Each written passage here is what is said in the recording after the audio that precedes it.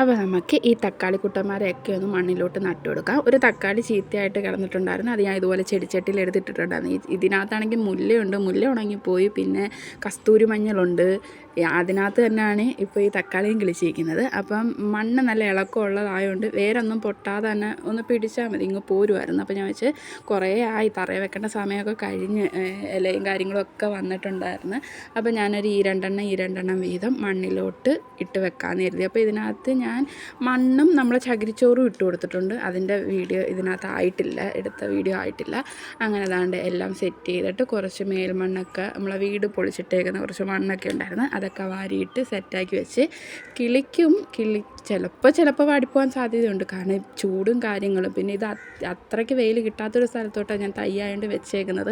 അറിഞ്ഞുകൂടാ ഇനി എലി കൊണ്ടുപോകുമെന്ന് അറിഞ്ഞുകൂടാ, കാരണം തുരപ്പൻ്റെ നല്ല ശല്യമുള്ള ഏരിയ. അതുകൊണ്ട് ഇനി എലി ഇതെടുത്തുകൊണ്ട് രാത്രി പോകുന്നൊന്നും അറിയാൻ വയ്യ.